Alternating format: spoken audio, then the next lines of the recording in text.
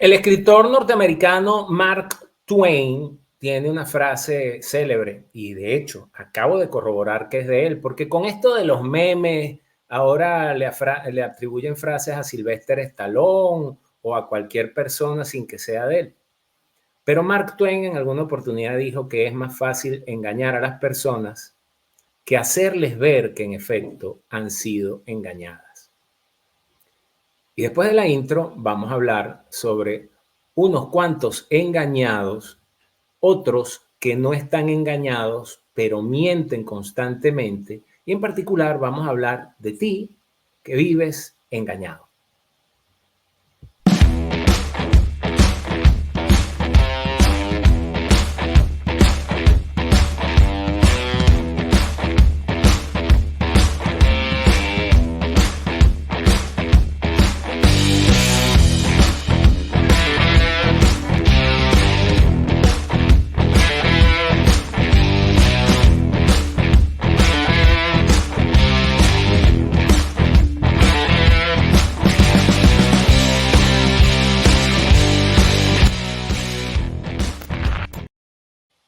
Hola, ¿qué tal? Mi nombre es Pedro Luis Pedrosa. Esto es No es lo mismo en YouTube. Recuerden que No es lo mismo nació como un programa de radio que se transmitió durante 6 años consecutivos en Radio Capital 710 AM entre los años 2013 y 2019. Antes de continuar, les recuerdo que, por favor, den like, suscríbanse al canal, denle a la campanita y esa es la manera con la cual ustedes pueden colaborar con este canal. Además, muy importante también que agarren el link donde están viendo esto y lo compartan en sus grupos de WhatsApp. Y entonces allí aparecerán los que escuchan, los que están engañados y dicen, este facha ultraderechista, bla, bla, bla. Y las personas con quienes ustedes podrán discutir y debatir los contenidos que tenemos en este canal, donde tratamos por sobre todas las cosas de ser objetivos y no dejarnos apasionar.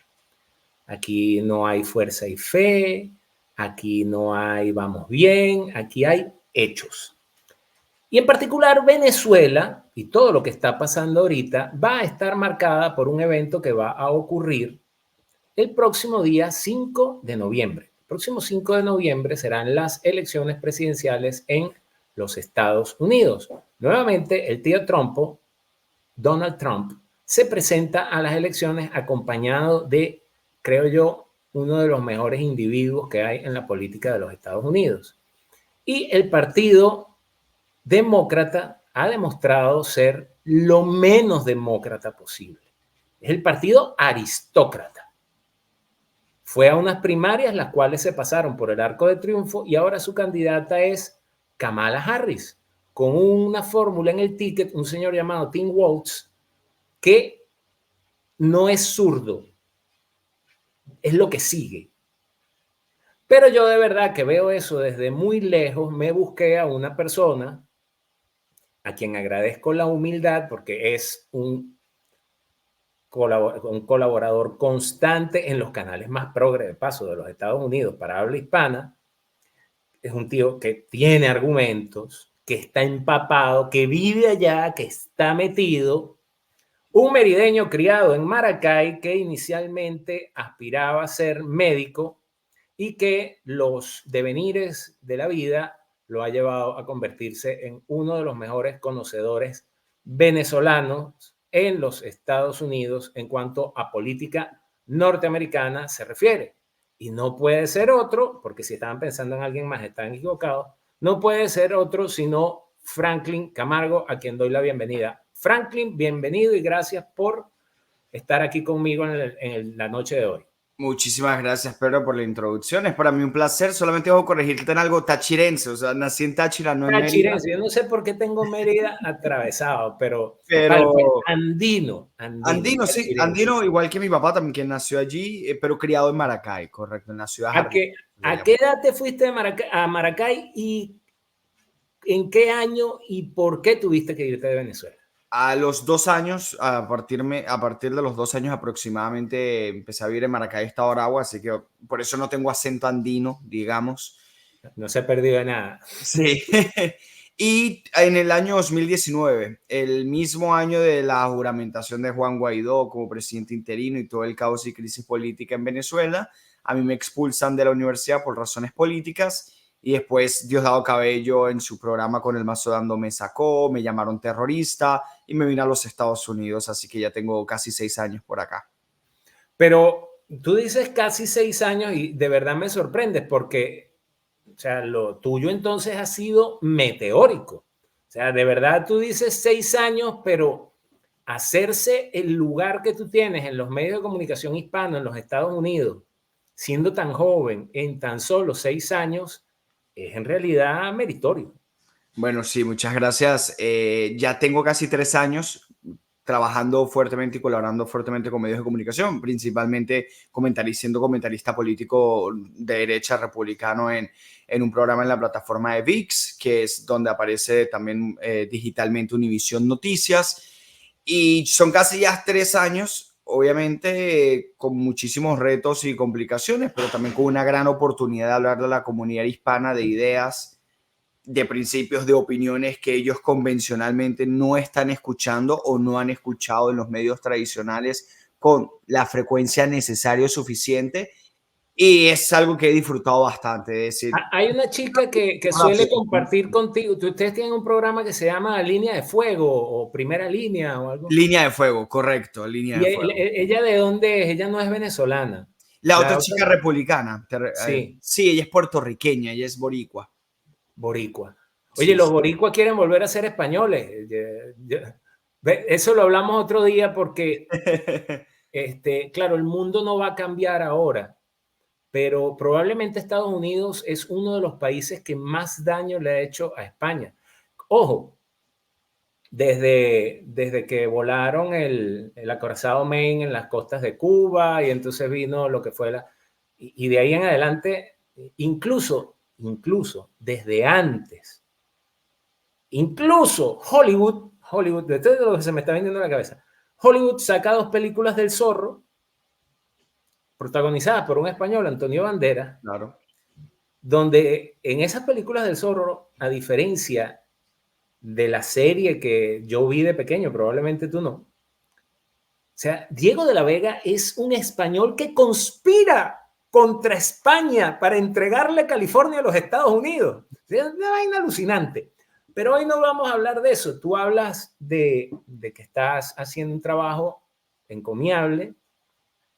Es además una cara fresca, no es un viejo calvo como yo, y entonces tú eres un ultraconservador, casposo, ultracatólico. Casposo le llaman aquí a lo anticuado, ¿no? Ok. Y mi primera pregunta, así como para entrar a morder el tema, porque el tema al final van a terminar siendo los compatriotas nuestros que viven en Miami, que se parecen mucho a los que viven aquí en Madrid, sobre todo las élites, y ya hablaremos de ellas. ¿Cuándo cambia Estados Unidos? O sea, parece, uno ve Prager y ve este chico Will Wheat que se mete en las universidades en Estados Unidos y parece que la juventud norteamericana renunció a la capacidad o a la posibilidad de pensar. Entonces, se percibe así a lo lejos, en la distancia, y yo que conozco un poquito Estados Unidos, un poquito nada más, como que ya el norteamericano no es no es lo que fue, o no quiere serlo, o quiere ser otra cosa. ¿Tú pudieses identificar un punto de quiebre en qué momento Estados Unidos empieza a transitar por esa vía?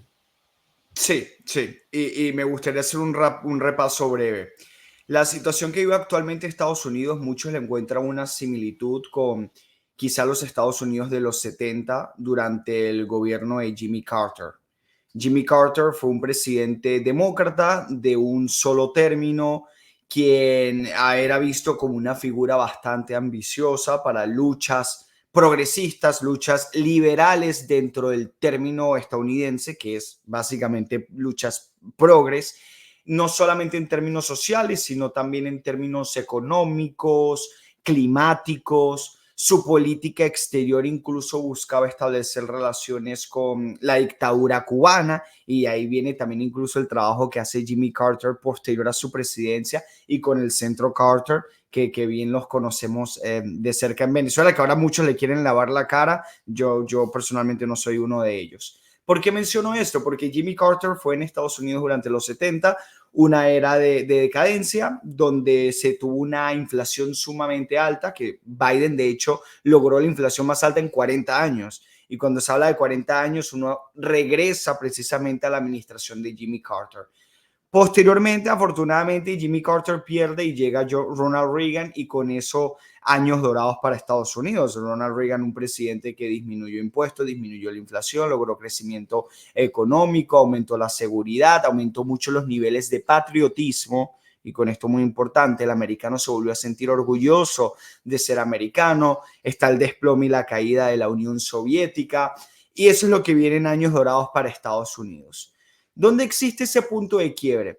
En términos intelectuales y de Hollywood y de propaganda y de adoctrinamiento también en las universidades, fue un proceso bastante gradual. Las universidades en Estados Unidos siempre han tenido lamentablemente una perspectiva más de izquierda, más de índole y de corte progresista.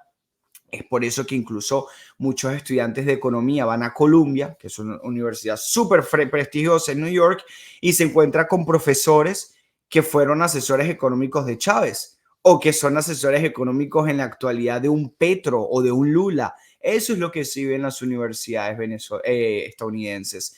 Pero el punto de quiebre para mí sucede realmente con la elección de Barack Obama. Barack Obama gana la presidencia en noviembre del 2008 y asume en enero del año 2009. ¿Y por qué menciono a Barack Obama? ¿Qué hace a Barack Obama una persona distinta? Bueno, Barack Obama es un fuera de serie en términos comunicacionales, y esto hay que aceptarlo con completa objetividad. Es una persona que tenía una gran capacidad de movilizar a las masas, de generar simpatía con el electorado, incluso con aquellos que no son demócratas. Hablo de independientes, de republicanos moderados, de toda la izquierda estadounidense. Y con eso él logró atraer un gran movimiento político. Movimiento político que él lleva también al Partido Demócrata un poco más a la izquierda. Recordemos que el presidente previo a Barack Obama había sido Bush, republicano, y anterior a Bush, Bill Clinton, un demócrata, y que hoy todos asociaríamos con Hillary Clinton y con el Partido Demócrata actual. Pero Bill Clinton, a pesar de yo estar en desacuerdo prácticamente en todo con él, no fue el demócrata más zurdo que te puedas imaginar. De hecho, hizo políticas migratorias que penalizaban los ingresos no autorizados, empezó con lo de los castigos, tuvo un presupuesto balanceado. Con el Congreso tuvo una política de que para tú buscar estado benefactor o beneficios públicos tenías que demostrar que estabas buscando empleo o que tenías empleo. ¿Y por qué hago esta distinción? Porque Barack Obama, teniendo eso como lo anterior al Partido Demócrata, lleva al Partido Demócrata incluso más a la izquierda en términos sociales y en términos económicos. Y Barack Obama, para mí, y aquí voy a lo más importante ya para cerrar y no ser tan extensa mi primera participación, es que Barack Obama introdujo en los Estados Unidos con mayor fuerza y solidez la política de la identidad, el identity politics, que hoy es indispensable para el progresismo en Estados Unidos, para el debate político en Europa, en Occidente, y es la política de la identidad. Barack Obama, no solo haciendo énfasis en que era el primer presidente afroamericano, y está bien que lo diga porque es un hecho histórico, prácticamente quiso plantear él y su movimiento que estar en desacuerdo con él era básicamente ser racista, era ir en contra de las minorías. Y eso generó una polarización evidente dentro de los Estados Unidos entre unas personas que veían una crítica a su líder y a su movimiento como un acto racista, y otra mitad del país que incluso se sentía de alguna u otra forma atrapada por no poder expresarse en contra de un líder con el cual discrepaban profundamente en términos políticos. El introducir la política de identidad y llevar al Partido Demócrata un poco más a la izquierda trajo consigo mayor polarización, y de hecho Por eso es que Donald Trump tiene tanto éxito en el escenario político, porque en unos 8 años donde prácticamente había una censura voluntaria de muchos grupos y una censura casi exigida y obligada por parte del otro bando, trajo consigo un tipo políticamente incorrecto y muy frontal como es Donald Trump, y así también su éxito. ¿Y dónde se encuentra Estados Unidos en la actualidad? Estados Unidos se encuentra entre una candidata como Kamala Harris, que no fue electa en unas primarias convencionales, absolutamente nadie votó por ella. El Partido Demócrata junto a Tim Walz y Kamala Harris tiene el ticket más progresista de la historia, donde incluso te hablan abiertamente de controlar precios, cosas que en Estados Unidos es en teoría inaudito, una herejía, un disparate, y es lo que estamos viendo con total y completa valentía. Vemos que en la convención demócrata ofrecen abortos gratuitos.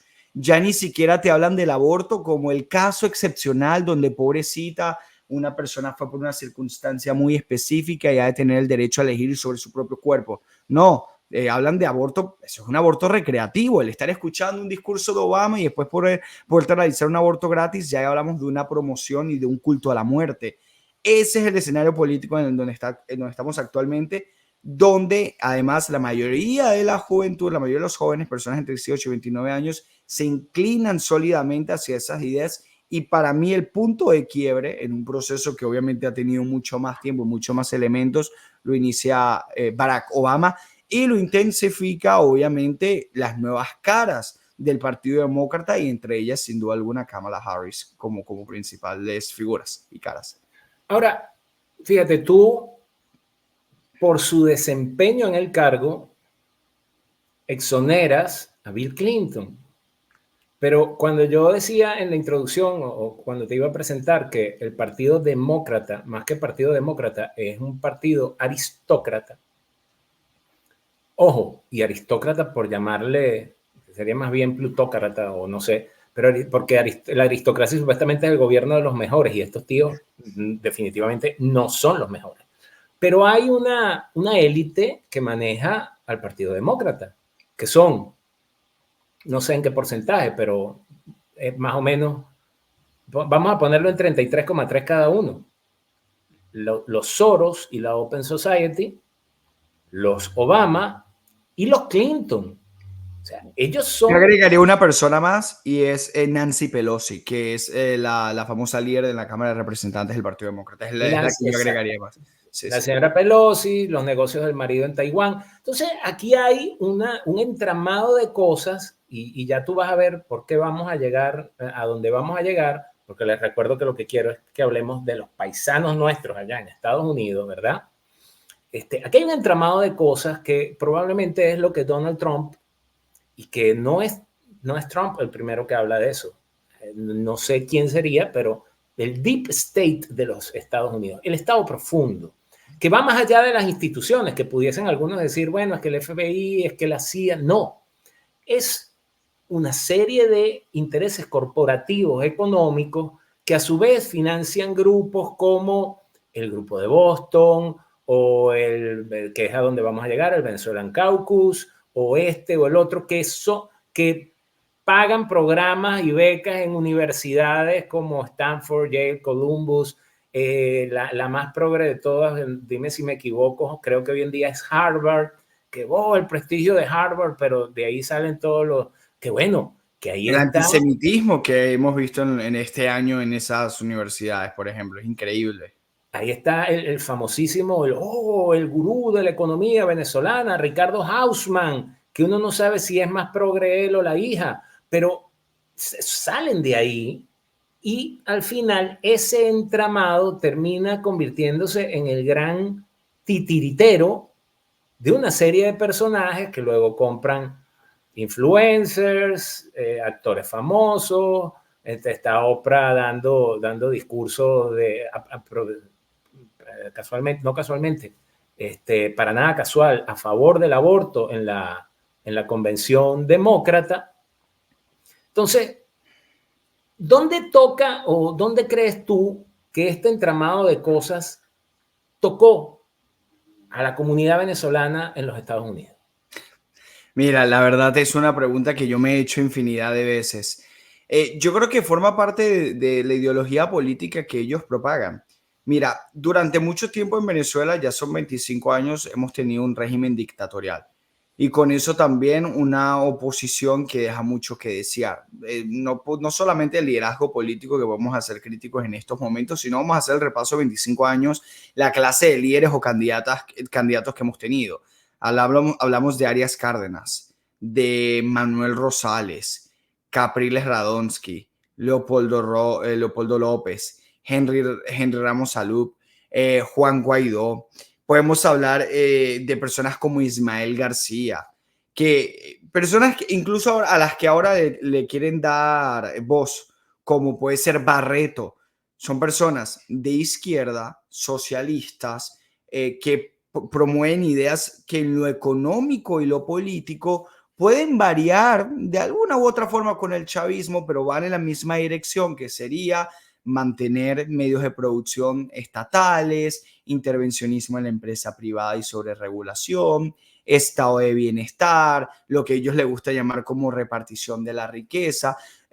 Yo he conversado con venezolanos que piensan de esa forma y la diferencia y la discrepancia que ellos encuentran con el chavismo realmente no es en términos ideológicos. Por supuesto, ellos rechazan la dictadura y ellos están a favor de los derechos humanos y las libertades individuales. Por cierto, no estoy hablando de Barreto ni de los líderes, estoy hablando de personas con las que yo converso y son demócratas en los Estados Unidos. Sin embargo, en términos de propuestas de políticas públicas, ellos creen que muchas de las propuestas del chavismo no tienen un problema en sí ideológico, sino de ejecución. El problema fue la corrupción, te pueden decir. El problema fue las intenciones. El problema fue la falta de preparación e intelectualidad, academia de las personas que estaban a cargo. El problema es la dictadura y la mano dura, pero el problema no son las ideas. Es decir, ellos no te rechazan del todo la idea del CLAP. No te rechazan del todo la idea de que PDVSA, el petróleo, el subsuelo, esté en manos del Estado. No te rechazan la idea de quizá los consejos comunales y cómo están organizados para las funciones que tienen, las misiones, las famosas misiones. Ellos no están del todo en desacuerdo con eso. Por eso es que apoyaron líderes que en su mayoría te decían que iban a mantener las misiones. Capriles lo hacía. Bueno, han mantenido sus mansiones, eso sí lo mantienen. Es sin ningún tipo de duda. Entonces, esos mismos venezolanos, con ciudadanos nuestros, emigran por razones que conocemos a España, a Venezuela, incluso a Argentina, a Chile, y te ven a un tipo de derecha como puede ser Donald Trump, como puede ser Javier Milei, y no van a simpatizar en términos ideológicos del todo con ellos, o un Abascal en España, porque ellos ideológicamente tienen una figura, una corte estatista de centro izquierda o de izquierda. Y es por eso que en Estados Unidos, para ser más precisos, encuentran mayor simpatía ideológica con el Partido Demócrata. Porque el problema de ellos con el chavismo no fue el control de precios, no fue la expansión del estado de bienestar de una manera fiscalmente irresponsable, no fueron las expropiaciones incluso. Para ellos el problema en su cabeza es que se gestionó mal, es que Maduro es un burro y económicamente no pudo hacer las cosas bien. Ellos están en contra de la dictadura, pero no del todo de su trasfondo propuesta económica. El problema es que ellos creen que se aplicó mal y por eso buscan lo más parecido en Estados Unidos o Europa. Pero Franklin, a ver, yo no quiero hacerte una corrección, pero yo no sé si tú recuerdas mi infame entrevista con Jaime Bailey, no sé si llegaste a verla. La primera, 2019.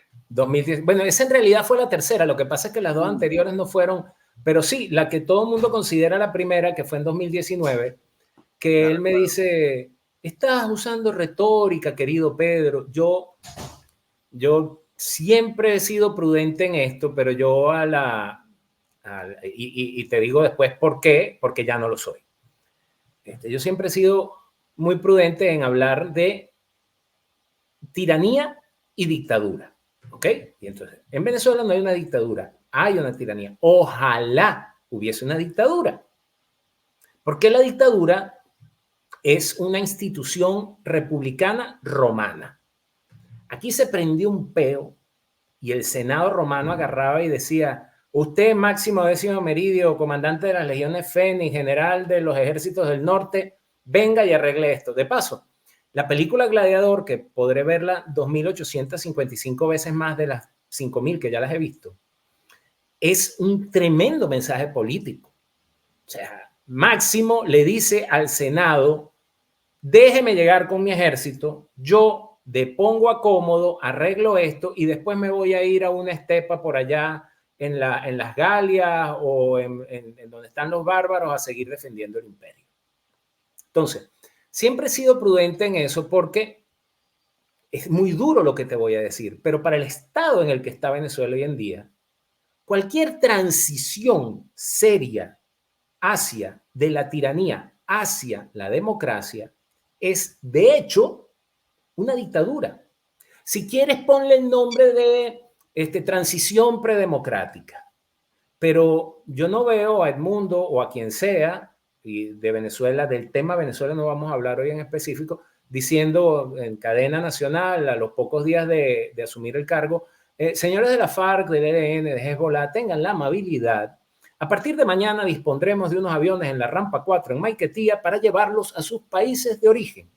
Habrá pasta seca, café y jugo de naranja. Los esperamos. Además, habrá unas chicas que les servirán los aperitivos. Gracias, que tengan feliz tarde. Los estamos esperando. No. O sea, tienes que... Y siempre pongo como ejemplo a la señora Yanine Áñez. Yanine Áñez derrocan a Evo Morales, un movimiento popular, asume la presidencia y ella dice: en un año hay elecciones. En un año tú no reinstitucionalizas el país. En un año tú no controlas índices micro macroeconómicos, en un año tú no restableces las condiciones mínimas de seguridad, porque al final esos son los factores que hacen que la gente, en definitiva, pueda votar libremente. Si tú no tienes una economía sana, probablemente le voten al pastor Bertucci porque reparte sopa, porque reparte cosas tan... En fin, eso por un lado. A lo que voy en función de tu última intervención es: estos paisanos nuestros que llegan a Estados Unidos, que tienen que trabajar en lo que sea, pero tienen que pagar taxes, tienen que pagar el alquiler de la casa porque quieren comprarse un coche, no terminan, o sea, siguen anhelando que les den algo para poder hacer todo eso, no terminan de entender que es eso lo que los va a hacer. Aquí acabamos de hablar de un ejemplo. Tú en apenas 3 años tienes una posición en los medios de comunicación hispanos en los Estados Unidos.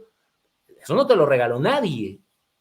Entonces, estos paisanos nuestros no terminan de entender que los Estados Unidos llegaron a ser lo que son precisamente por no ser decadentes como lo fueron durante Jimmy Carter. Y de paso, tú nombraste el gobierno de Jimmy Carter y de la época de Jimmy Carter son películas que no sé si las has visto, como Fiebre del sábado por la noche, donde un chulo de barrio se ve envuelto en una serie de situaciones que retratan la decadencia del Estados Unidos y del Nueva York de aquella época. Esa película es, si tú la miras con algo más de que, ay, qué bien baila John Travolta, si tú la miras con algo más, tú te das cuenta de lo decadente que era la sociedad americana en esa época. La pregunta: estos paisanos nuestros, como dicen aquí en España, no te enteras, o sea, no te terminas de dar cuenta. No, porque ideológicamente hay una conexión, Pedro, y te voy a hablar del primer momento, y quiero que entiendas también el contexto de mi edad y mi juventud, porque estoy seguro que tú te diste cuenta muchísimo antes que yo, pero el primer momento en donde yo dije: en Venezuela estamos perdidos. Yo, Arias Cárdenas, estamos hablando de que yo era un niño. Manuel Rosales, yo tenía unos 9 años, incluso Capriles, unos 15. Era bastante joven.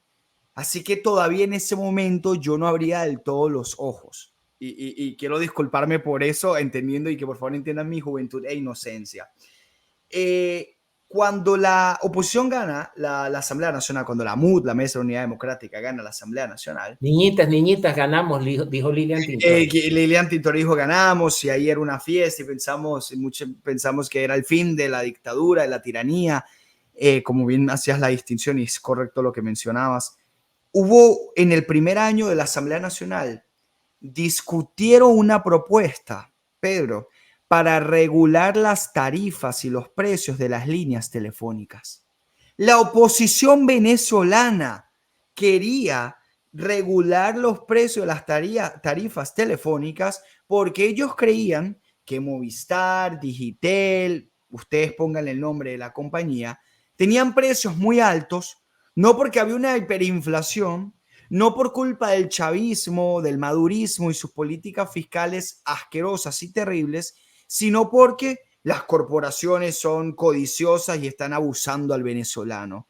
Eso lo hacía la alternativa al chavismo. Y en ese momento yo dije, estamos perdidos, porque podemos salir del chavismo si tenemos la suficiente suerte, pero esta gente nos va a llevar por el mismo camino, al menos en términos económicos. Estamos perdidos.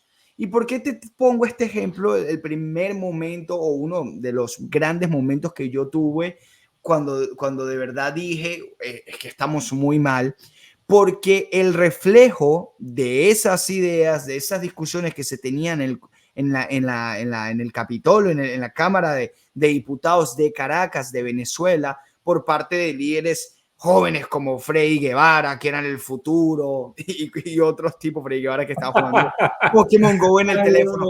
Eso es una representación, tristemente, y me duele decirlo, de una forma de pensar que, no quiero decir predomina, pero hace un gran acto de presencia en muchos de nuestros conciudadanos. Pero y ven yo acá, converso Franklin. frecuentemente, déjame terminar con esto rápidamente, yo converso frecuentemente con venezolanos que apoyan al Partido Demócrata. No solo es que no les gusta Trump, es que están convencidos de muchas de las ideas de Kamala Harris directamente. Y es que hay una simpatía ideológica. Ellos sí creen en un gobierno que sea más grande, ellos creen en un gobierno que no garantice seguridades mínimas, no les preocupa el tren de Aragua ingresando por la frontera sur, porque ellos creen que poner un muro y evitar que los inmigrantes ingresen es una traición a nuestra condición de inmigrantes, o es incluso una política racista o xenofóbica. Ellos efectivamente se han comido el cuento y quieren venderle a las personas de que la administración Biden ha sido más dura contra Maduro que la administración Trump, que esto es una postura que no recibe el más mínimo análisis, pero ellos piensan de esa forma, de verdad, y duele mucho, pero no sorprende entonces ver cómo Venezuela está como está. Y hablo de chavismo y por supuesto también del liderazgo opositor que hemos tenido por 25 años. Mira, sobre lo que dices, tú sabes que yo tuve una discusión aquí con una tertuliana, no sé si le llaman tertulia colaboradora. Sí. Allá, aquí en un programa de televisión. Saludos, Ana Ruiz, espero que te encuentres bien. Y entonces yo le decía a ella, a mí me tocó hacer un viaje. Ella todavía debe estar pensando en el momento en que yo hice la maleta allá en Venezuela para emigrar. Pero yo al viaje que me refiero es que yo parto del hecho de que todo venezolano es un socialista estructural. Tal vez tu generación no lo sea porque le tocó vivir lo que vivió. Pero la mía, yo nací en el 73, en plena orgía petrolera, Venezuela Saudita, Carlos Andrés Pérez La I. nacionalización, claro. Entonces, claro, el petróleo es nuestro, el Estado todo lo puede. Pero cuando yo hablo de viaje, yo me refiero a un viaje ideológico, ¿no? Porque cuando llega el chavismo, yo empiezo a ver, bueno, ¿qué es lo contrario a esto? Porque esto definitivamente no funciona. Porque una de las cosas que no queremos entender es que Chávez hizo exactamente lo mismo que la denominada Cuarta República. Lo que pasa es que la Cuarta República metía la mano hasta aquí y Chávez la metió hasta aquí, hasta el hombro. Pero era a repartir a manos llenas a su camarilla de gente, a las élites económicas, etcétera, etcétera. Chávez, de hecho, y siempre diré, es Chávez. O sea, Maduro es la consecuencia, es lo que deja Chávez. Pero el culpable de todo esto se llama Hugo Rafael Chávez Frías. Pero Chávez no elimina los privilegios a la clase empresarial, simplemente desplaza a la clase empresarial existente y se crea su propia camarilla de chupamedias alrededor, y entonces ahí salen esas nuevas marcas que tú ves en la publicidad venezolana, que son los nuevos conchupantes del régimen. Entonces ese viaje ideológico pasa por, ¿qué es lo contrario a esto? Vale, el liberalismo. Entonces el liberalismo, entonces empiezo a ver a Adam Smith, empiezo a ver a Murray Rothbard, a Mises, a Hayek, que se te digo, coño, estos tipos, sobre todo para el tema de argumentación discursiva y en debates, El Camino de Servidumbre es un libro excelente, excelente para entender esto y para poder argumentar. Pero después aparecen personajes como Gloria Álvarez y Antonella Martín, ¿verdad? Que son las que tengo ahorita más así en el horizonte, pero entre ellos muchos otros, que agarran y se apropian el término liberalismo, ¿verdad? Y entonces son el liberalismo progre, ¿no? El de fumemos todos marihuana y tengamos sexo en la calle y abortemos a los niños por recreación. Y sabes que si te va mal en la vida y te sientes decepcionado, no importa, pide la eutanasia. Total, es tu decisión. Entonces eso termina empujándome en mi viaje más a la derecha y entonces hoy yo digo, yo soy un conservador. Soy un conservador porque creo que abortar es asesinar a un indefenso dentro del vientre de su madre. Estás tomando decisiones sobre un cuerpo que no es tuyo, a pesar de que tu cuerpo sea el que lo aloja. La eutanasia también es un crimen, etcétera, etcétera, etcétera. No podemos legalizar drogas. Entonces, casposo, ultracatólico. No, yo no soy ultracatólico. Yo difícilmente voy a misa todos los domingos, por decir algo. Soy un pecador lleno de vicios.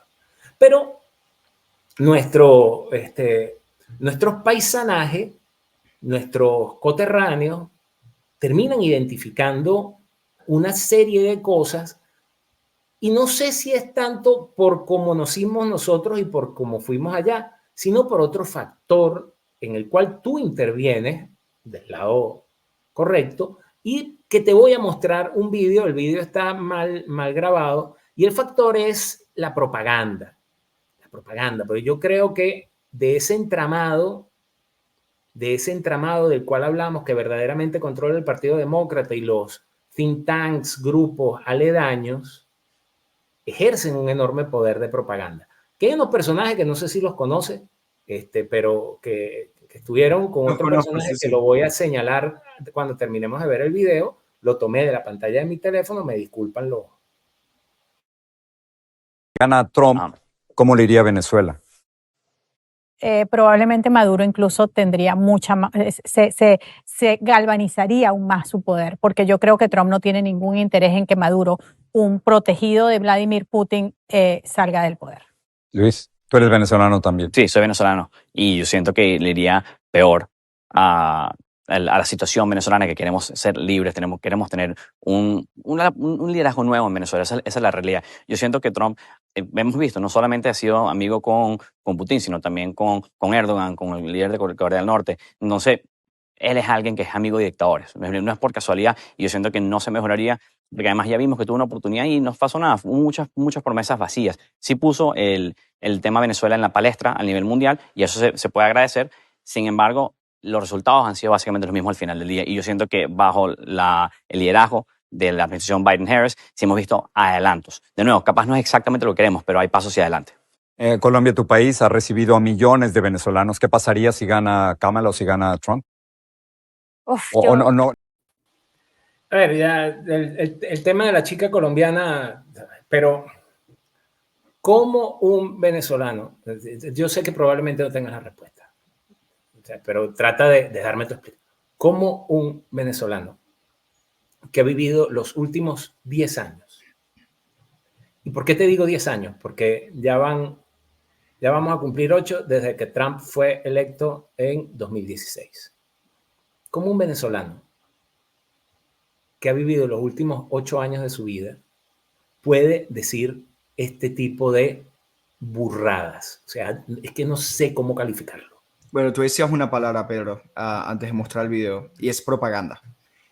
Objetivamente, cualquier persona que tenga algún tipo de conocimiento en política, menor, mediano, grande, algún tipo de conocimiento en política, y que ha estado enterado o ha tenido algún tipo de interés en la noticia con relación a Estados Unidos, Venezuela en los últimos 8 años, no puede opinar de esta forma. ¿Qué sucede?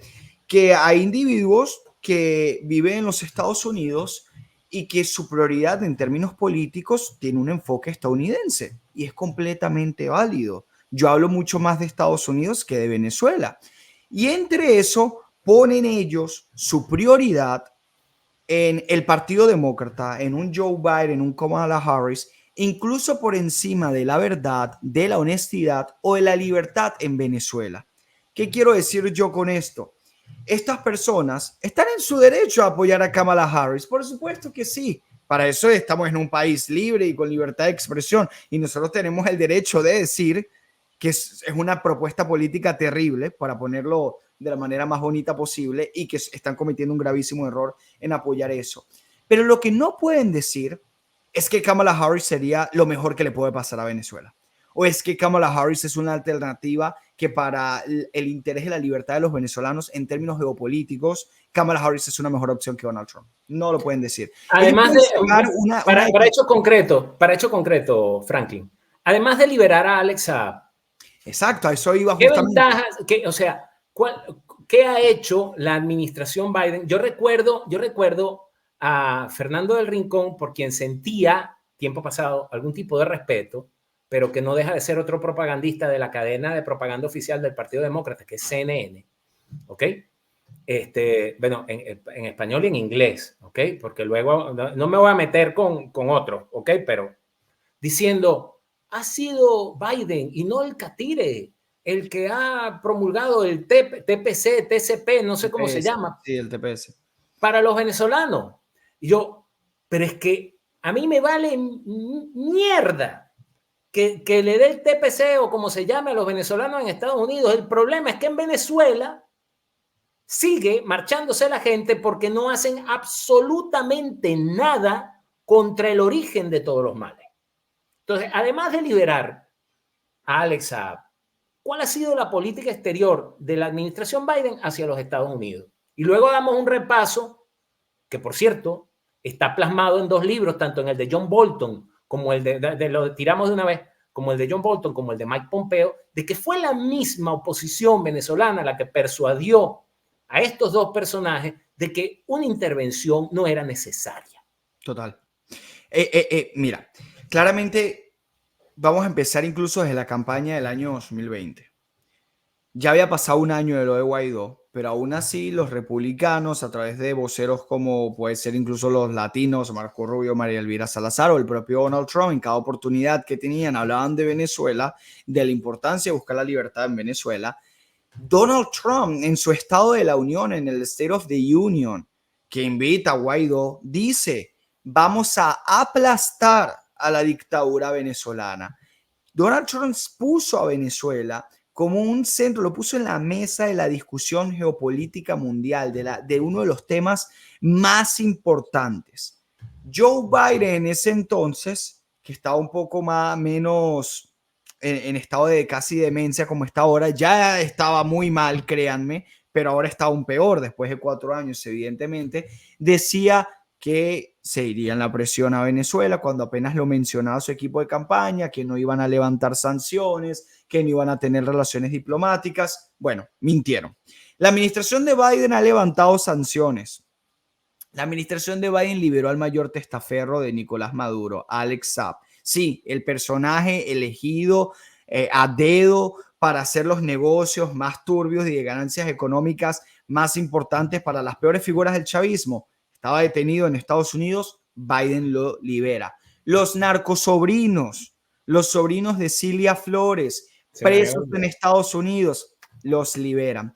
Juan González, un encargado de política exterior en Latinoamérica para la administración Biden, colombiano, quien por cierto ya no está en la administración, fue a Miraflores y así, hablando frente a frente, conversó con Nicolás Maduro. ¿Recuerdan cuando la administración de Biden decía que no iban a reconocer a Maduro como presidente de Venezuela?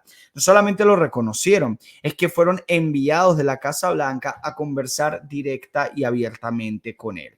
Las negociaciones en Davos, las negociaciones que que tuvieron en Barbados. El objetivo era conseguir elecciones libres. Maduro, te vamos a liberar a quien quieras, te vamos a levantar todas las sanciones que desees, pero por favor, haz elecciones libres. Y en ese momento los venezolanos pro Biden decían que claro, lograr elecciones libres hay que hacer lo que sea para lograrlo. Y obviamente uno decía, no va a suceder. Esto es una negociación que es igual a las más de 20 que han existido, como con el Grupo de Boston, con la OEA, con el Vaticano, con la oposición, con todas las figuras que quieras mencionar. No va a funcionar. ¿Por qué? Porque esta gente es una organización criminal.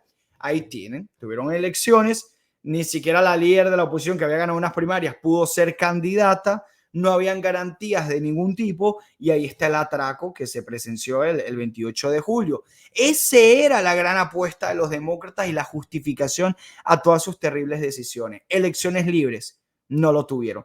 Y encima tienen que tolerar a un viejo, a un señor decrépito, en terrible estado físico-mental, que solamente lo hacen renunciar de la contienda, lo obligan a renunciar, lo renunciaron de la contienda porque sabían que iba a perder, pero por una inmensidad de votos, que le pregunta a un reportero, ¿estás de acuerdo en que se repitan elecciones en Venezuela? Y el tipo dice sí.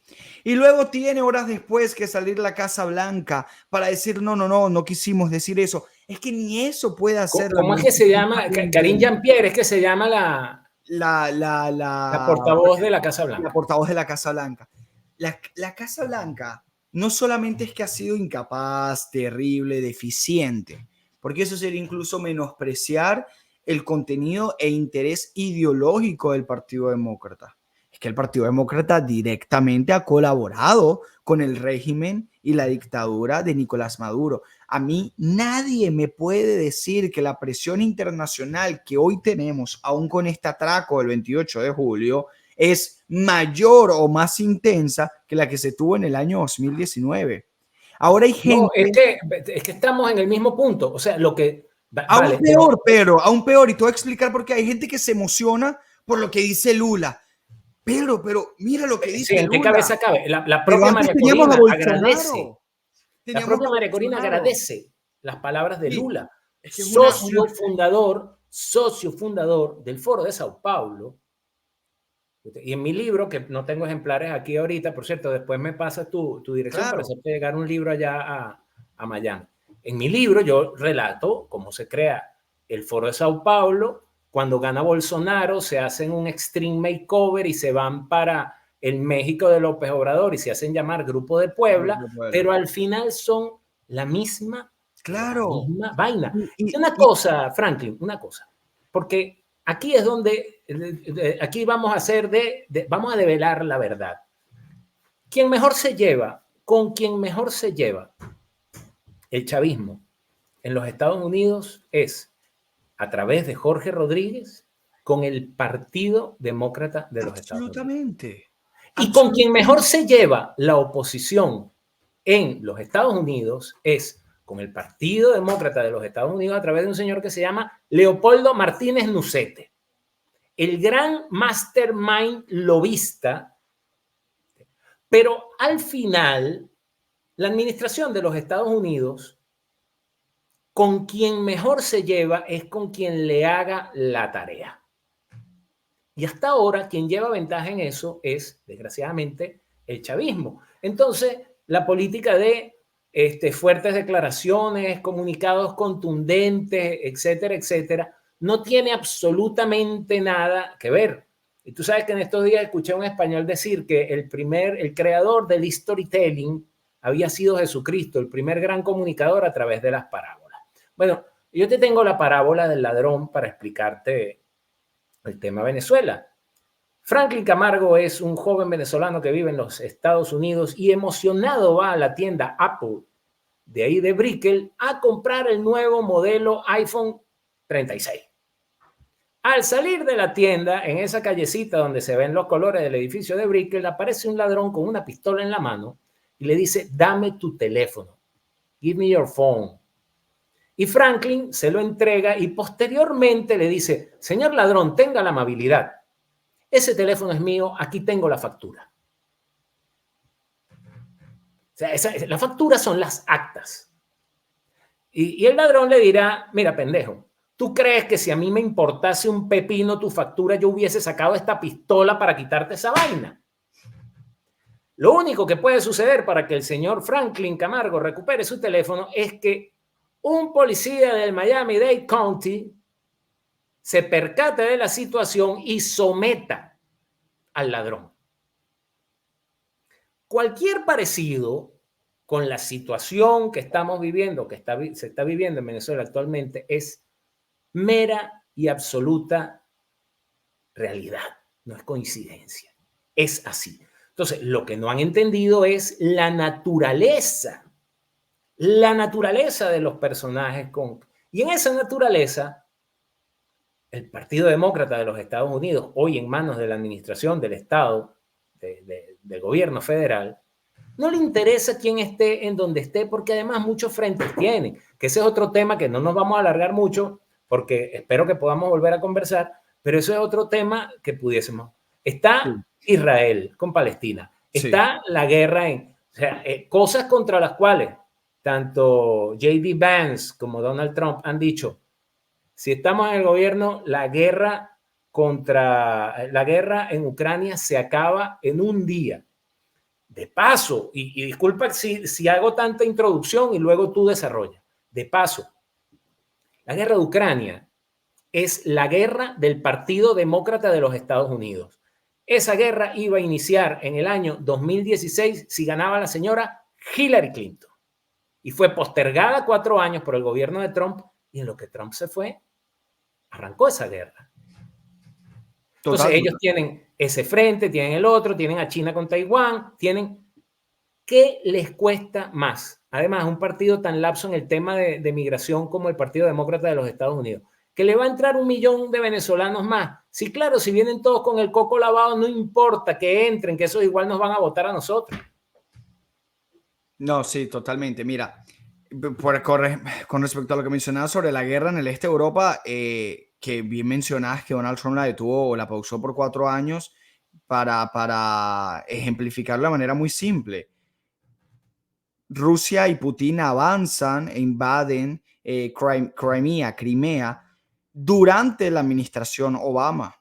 Durante la administración Trump no avanzan en lo absoluto, y 13 meses después de que Joe Biden toma el poder, Rusia hace una avanzada aún mayor y tenemos el conflicto que tenemos actualmente, que ya va para incluso 3 años. Obviamente data con todo el componente histórico con mucho tiempo más, pero hablo de la avanzada particular que inicia en febrero del año 2022. Entonces, a ver, hay un argumento muy común que viene de los venezolanos pro-Biden, venezolanos demócratas, y es que la forma que ellos tienen de atacar o desprestigiar a Donald Trump es decir que se parece a Chávez. Son capaces de buscar las cosas más absurdas y ridículas para intentar conectar a estos dos personajes, quienes ideológica y políticamente son totalmente opuestos. Pero es algo que ellos hacen constantemente, es su talking point, es el eslogan que se aprendieron de memoria. Y yo siempre les respondo con otra pregunta, y es, ¿quién crees tú que Maduro quiere que gane en noviembre en Estados Unidos? ¿Tú crees que quiere, por muchos momentos les dije, ¿tú crees que quiere que gane Biden? Ya Biden no es el candidato. ¿Crees que quiere que gane Kamala o crees que quiere que gane Trump? Obviamente Maduro quiere que gane Kamala Harris. Hay mucho más diálogo, desinterés por parte de Estados Unidos en el tema de Venezuela, levantamiento de sanciones, liberación de los narcosobrinos, los sobrinos de Maduro, de Cilia Flores, se los liberó una administración demócrata. E incluso, yo no voy a decir, quizá vamos a tratar de ser abogados del diablo, y vamos a decir que no todos los demócratas apoyan a Maduro y simpatizan con la dictadura o quieren ser suaves, blandos con la dictadura. Ok, vamos a asumir eso por un momento. Pero en Estados Unidos, quienes sí tienen esa postura son todos demócratas. Incluso hay organizaciones, pero aquí en Estados Unidos, organizaciones de activismo fuerte, los mismos que invaden universidades, te llenan calles con bandera de Palestina, donde no llevan ni una sola bandera de Estados Unidos, ni una, y que son unos, además, comunistas de la peor talla que te puedas imaginar. Hay organizaciones que involucradas en esos movimientos, como organizaciones como The People's Forum, por ejemplo, o incluso el DSA, Democratic Socialists of America, que tienen lazos y conexiones con el Partido Demócrata, que sus donantes son las mismas personas, que los políticos, congresistas, senadores, demócratas, candidatos presidenciales hacen actividades en estas plataformas de activismo. Bueno, estas organizaciones se han pronunciado para felicitar a Nicolás Maduro como ganador de las elecciones presidenciales, para decir que Estados Unidos y los republicanos han estado conspirando en contra de Venezuela, han abogado por el levantamiento de sanciones, pero ninguna de estas plataformas son conservadoras, son republicanas, respaldan a Donald Trump, pero sí son plataformas que respaldan a Kamala Harris. De hecho, Democratic Socialists of America es la plataforma que ha construido personajes como Alexandria Ocasio-Cortez, por ejemplo, y que ellos no se llaman a sí mismos demócratas porque están mucho más a la izquierda que algunos demócratas que intentan disimular o que por mucho tiempo disimularon en el pasado. Sin embargo, una vez Tim Walz fue electo vicepresidente o compañero de fórmula de Kamala Harris, mejor dicho, candidato a vicepresidente, lo primero que hicieron fue emitir un comunicado y decir que estaban muy felices, que no podían estar más felices con la fórmula presidencial. Háblanos un poco de Tim, vamos a meternos un poquito en Estados Unidos para luego terminar. Háblanos un poco de Tim Walz. Mira, hay muchísimas cosas que decir, pero para resumírtelo en pocas palabras, es un hombre de 60 años quien es gobernador del estado de Minnesota. Yo sé que Minnesota quizás suena muy americano, muy rural, entonces muchos podrían creer que es automáticamente republicano, pero no. Minnesota en los últimos años, incluso décadas, se ha convertido en un bastión demócrata. Donald Trump, con un discurso que llegaba a lo que se denominaría como la clase trabajadora o la clase media estadounidense, pudo recortar la distancia del apoyo demócrata que existe en ese estado, pero es un estado demócrata. ¿Qué ha hecho Tim Walz como gobernador? Bueno, ha aumentado impuestos, ha expandido el estado de bienestar, ha convertido Minnesota en un estado seguro, así lo llaman ellos, y perdonen por la incoherencia de lo que voy a decir, pero... Seguro que los discursos de odio, seguramente. No, un estado seguro para que los niños transgénero puedan transicionar. Que es una absoluta aberración. Es una aberración. Incluso en Minnesota, en el que un padre se niegue a que su hijo transicione de género, es considerado entre los factores para perder la custodia, tanto como puede ser considerado la violencia doméstica. Ese es el tipo de persona que es Tim Walz, una persona que cuando le preguntaron alguna de tus políticas, algunas personas lo llaman socialista, y él dijo, bueno, lo que es para algunos el socialismo, para otros es la buena vecindad. Fíjate que muchos demócratas se sienten avergonzados o temorosos del término socialista, no les gusta decirlo. En Estados Unidos sucede ese fenómeno, pero Tim Walz forma parte de esos demócratas honestos que sí abrazan un poco más ese término. Y digo honestos porque al menos dicen que son socialistas cuando hay muchos... O sea, no andan con pendejadas. Hay muchos que te apoyan puras ideas socialistas, pero te dicen, no, yo no soy socialista. Entonces Tim Walz es esa clase de figura. Es además una persona de confrontación como vocero político, no teme ser políticamente incorrecto, incluso de hecho su campaña ahora es decir que J.D. Vance y Donald Trump son weird, son extraños. Otra cosa es que es una de las figuras políticas más pro aborto en los Estados Unidos. A ver, si ustedes piensan que en España o en Europa hay mucho aborto y mucho culto al aborto, en Estados Unidos también, incluso en Minnesota, se permite el aborto hasta el 9º mes.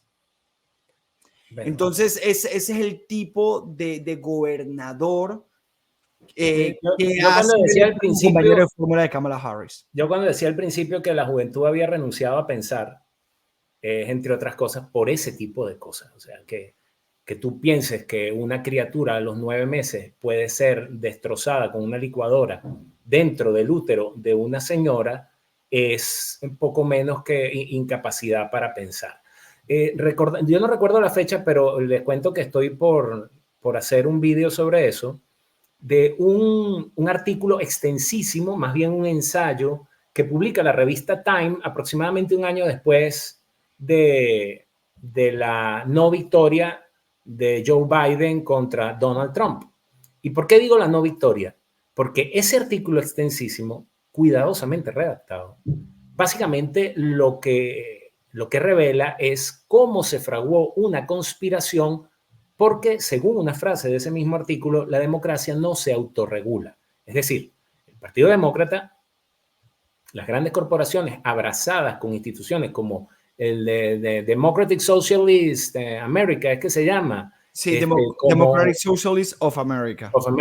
Como Black Lives Matter, se dieron la mano y complotaron para ungir a un ganador de esa elección. Te pregunto lo siguiente, porque aquí hay cosas que no hemos tratado y que no nos van a dar tiempo a tratar, pero lo que llaman la agenda, que incluye la guerra, el aborto, la eutanasia, las transiciones de género en niños, etcétera, etcétera, etcétera, va, como decía el chavismo, a paso de vencedor. Entonces, mi pregunta es, a pesar de lo que uno ve en los rallies de Trump, a pesar que de esto va a salir otra pregunta con la que probablemente ya terminemos, a pesar de que ha escogido un veterano de guerra que además se hizo abogado en una prestigiosa universidad, que además es empresario y que finalmente llega a ser senador por el Partido Republicano de los Estados Unidos. Es un tipo impecable. A pesar de todas esas cosas que hay hoy en torno a la campaña de Donald Trump, ¿tú crees que el Deep State, el Partido Demócrata, que el sistema les permita ganar las elecciones? Sí. ¿O veremos un nuevo escenario donde que luego nos contará la revista Time con un edulcorado artículo? Sí, bueno, primero quiero hacer mención de algo que decías, y es que el progresismo y estas propuestas sociales nefastas como el extremismo con el aborto, con asuntos transgénero, con la sexualización de los niños en las escuelas, tú decías, va a paso de vencedores, es muy violento. Absolutamente sí. Hace 20 años atrás, cuando uno ve las figuras prominentes del Partido Demócrata, incluso Joe Biden, el propio Barack Obama, una Hillary Clinton, una Nancy Pelosi, en ese momento, en términos sociales, incluso algunos de ellos te podían decir que eran pro vida, que no estaban a favor del matrimonio igualitario, decía Barack Obama y Joe Biden en su fórmula presidencial en el año 2008. Ni hablar de cambio de género, transición de género para los niños menores de edad en las escuelas. Y hoy lo que estamos sabiendo es totalmente lo contrario. Estados donde un padre puede perder la custodia de su hijo si está en contra de que éste transicione. Abortos de niñas menores de edad sin el consentimiento o conocimiento, conciencia de los padres. Esa es la clase de deterioro social que estamos viendo actualmente y cómo el Partido Demócrata lo ha llevado a un extremismo simplemente absurdo y lamentable. Sobre lo otro, sí. A ver, primero déjame partir por algo. Estados Unidos actualmente es un país sumamente polarizado. Cuesta creer que hayan tantas personas que puedan apoyar todavía al Partido Demócrata y que con casi 4 años de Joe Biden y Kamala Harris, que ha sido nefasto en política exterior, inmigración, seguridad, economía, porque actualmente Estados Unidos ya ha bajado la inflación, sin embargo la inflación acumulativa de la administración es sumamente alta, los precios han incrementado más de 20% desde que Biden es presidente y eso para estándares estadounidenses es abismal. Los salarios han crecido, pero si los ajustas por inflación hay un deprecio de 3%, es decir, somos más pobres que cuando Joe Biden llega al poder. Las tasas de interés son las más altas en 25 años. En términos de inmigración, han intentado ingresar más de 8 millones de personas y con eso bandas criminales como el Tren de Aragua que están operando actualmente en Miami. En Miami te despiertas una mañana y manejas por Brickell y te encuentras con una pared que tiene un mensaje chavista.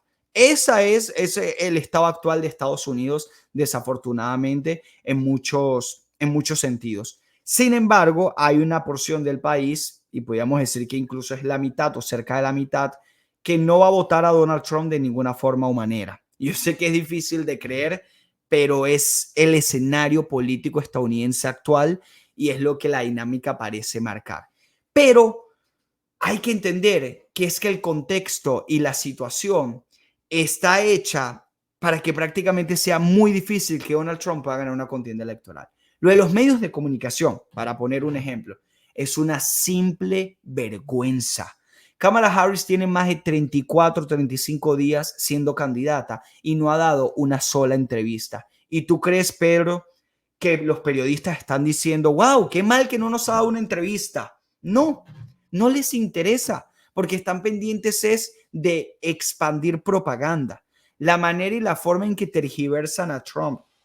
Y te voy a dar un ejemplo. Donald Trump en un discurso hace unos meses atrás estaba hablando de la industria automovilística y cómo si Joe Biden ganaba, porque en ese momento todavía era candidato, iba a colapsar. Y él decía, si yo pierdo, después de estar hablando 4 minutos de la industria automovilística, si yo pierdo, esto va a ser un bloodbath, un baño de sangre. En un contexto hablar de la industria automotriz. Y el baño de sangre es un término que en inglés, su segunda acepción, habla incluso de catástrofe económica. Y muchos medios de comunicación estaban diciendo que Donald Trump estaba amenazando, diciendo que habría un baño de sangre si él no gana las elecciones. Entonces, sí, es el escenario en el cual nos encontramos, en donde en términos mediáticos, los medios de comunicación y el Partido Demócrata duermen en la misma cama. Con eso también hablamos de una población estadounidense que tiene grupos demográficos, y hablo de los jóvenes, hablo de una gran porción de los latinos, hablo de las mujeres solteras, que parece que bajo cualquier circunstancia ellos quieren apoyar al Partido Demócrata y no están dispuestos a cambiar de opinión de ninguna forma o manera. Entonces, es una realidad cultural y política y social que actualmente los Estados Unidos atraviesa, que hace que la elección sea muy reñida. Yo no estoy diciendo que Donald Trump va a perder, pero efectivamente es algo que puede suceder. No, Donald Trump gana en noviembre sí o sí. Yo creo, yo tengo ahorita familia de Venezuela de visita aquí en España. Y veíamos esta mañana el noticiero. Es que tú acabas de decir algo. En 35 días no ha dado una entrevista. Sin embargo, todas las encuestas, que tú acabas de decir, los medios de comunicación del Partido Demócrata, las encuestadoras, todos duermen en un aquelarre, en la misma cama. O sea, como una señora que de paso dio un discurso de aceptación de la nominación supremamente flojo, Donde, por cierto, pero déjame agregar esto, Kamala Harris mencionó a Trump 15 veces. Y la palabra inflación, que es la principal problemática bajo la opinión pública de los estadounidenses, es el principal interés, la economía, la palabra inflación no la mencionó. Cero. No la mencionó. Cero. Pero ¿cómo va a nombrar algo que ella misma creó? Claro, ¿Cómo va a nombrar algo que su propia administración, que ella misma creó? No, porque la señora esta ha sido un cero a la izquierda en estos 3 años y pico de administración. No ha aparecido sino en los programas de Oprah y de la otra, ¿cómo se llama esta? Helen DeGeneres, en esas cosas. Es que ella aparece con esa risa de llena, me disculpa, y me he quedado yo con los calificativos para no comprometerte a ti. Pero por eso es que yo digo, no, yo estoy convencido de que gana. Lo que no sé es si le dejarán ganar.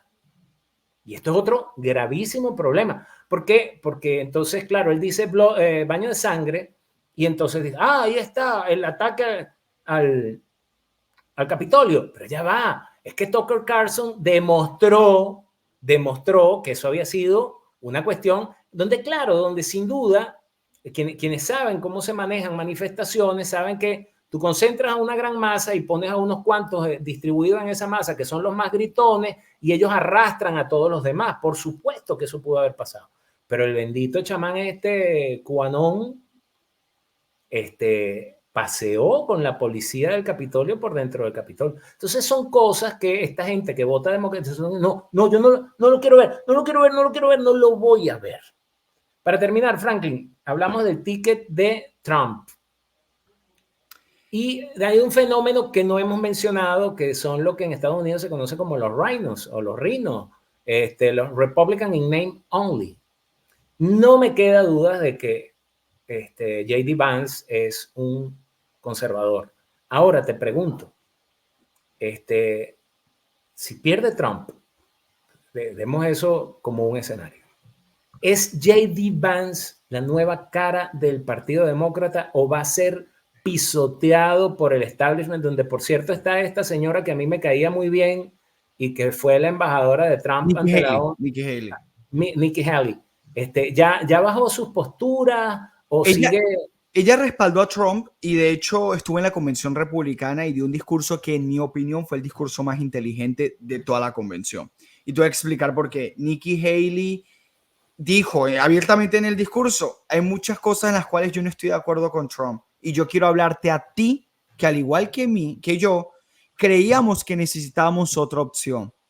Y su discurso fue dirigido literalmente a votantes independientes, demócratas descontentos con Joe Biden y con Kamala Harris y republicanos no trumpistas. Y yo creo que fue un discurso inteligente porque en la política, en una elección que, Pedro, te lo digo desde ya, se va a definir por pocos miles de votos en Arizona, en Nevada, en Georgia. Probablemente te acuestes a dormir el martes 5 de enero y no sabes qué pasó todavía. Eso es lo que realmente va a suceder.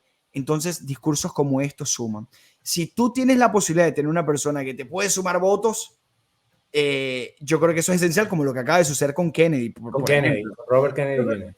¿Qué sucede? Si Donald Trump pierde, es J.D. Vance el futuro del Partido Republicano. A mí no me gusta en la política personas por muertas, pero yo creo que el costo político de otra derrota republicana sería muy pesado. Yo creo que los años de los McCain y los Bush terminaron por completo en el Partido Republicano, pero si Donald Trump efectivamente no gana en noviembre, yo creo que figuras como Ron DeSantis, que es el gobernador del estado de la Florida, incluso Vivek Ramaswamy, que es este joven de origen de la India, que ha sido una voz conservadora muy elocuente, muy carismática. Muy buen desempeño en sus debates.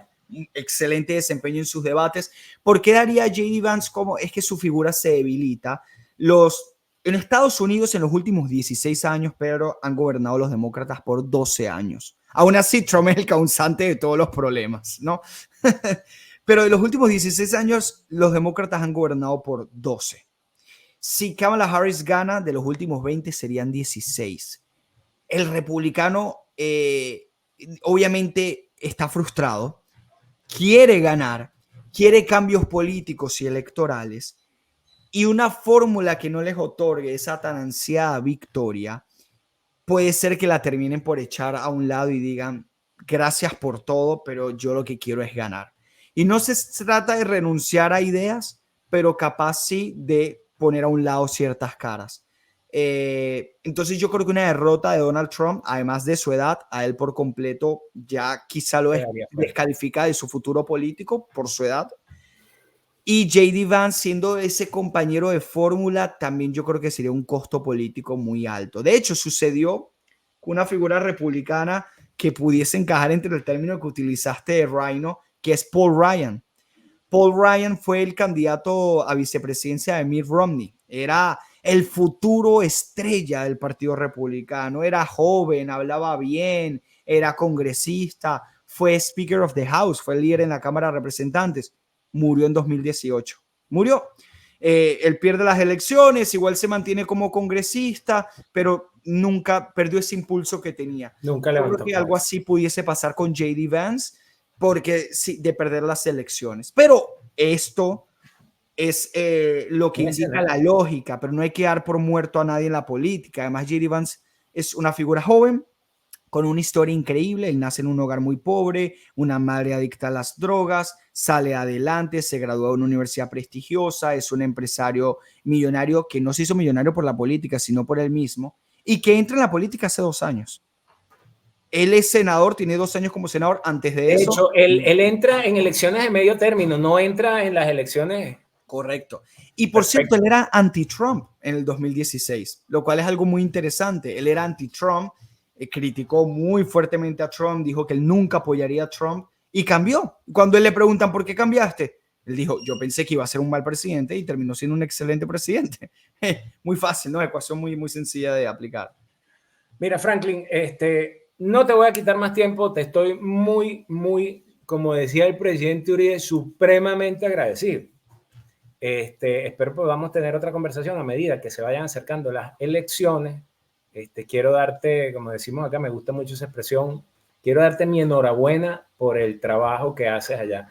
Yo, si tuviese la oportunidad, haría más cosas de campo, más cosas de campaña de tierra. No por Trump, no por el futuro inmediato de los Estados Unidos, sino por los hispanos y por los venezolanos en los Estados Unidos. Y voy a terminar con este ejemplo. A mí hay muchas cosas que no me gustan del actual Estado de Israel. Te lo comento. No es que no soy pro Hamas de ninguna manera, ¿no? O sea, no seamos maniqueístas. Pero nosotros no hemos aprendido una lección de los judíos a lo largo de la historia. Cuando los judíos andaban comiendo mierda por el planeta, las élites, que son hoy personajes muy nefastos, como los Rothschild, los Rockefeller, Ven acá, ¿tú eres judío? Sí. ¿Qué eres tú? Panadero. Vale. Monte su panadería. Ya me la irá pagando. ¿Y usted qué hace? Tal cosa. Y se apoyaban entre ellos al extremo de que llegaron a convertirse, y Venezuela no es la excepción, en cada país donde estaban, se convertían en una comunidad económicamente influyente. Y ser una comunidad económicamente influyente les permitió convertirse en una comunidad políticamente influyente en cada uno de sus países. Tenemos por lo menos 20 años emigrando y los venezolanos no hemos ganado una alcaldía en ningún lugar del planeta, ni tenemos comunidades de ayuda recíproca, ni las élites venezolanas se han preocupado por otra cosa que no sea seguir medrando y robando a otros países fingiendo que se oponen a la tiranía venezolana. Entonces queda en manos de cada uno de nosotros lograr ese tipo de cosas. A estas alturas ya debería haber 2 representantes demócratas y 2 representantes republicanos americanos de origen venezolano en los Estados Unidos, 2 diputados por cada partido en el Congreso de los Diputados en España, y así sucesivamente. Una comunidad de venezolanos en Panamá donde mejores negocios han hecho los venezolanos y que fue uno de los primeros destinos. Y nada de eso existe, porque nuestras élites dan vergüenza.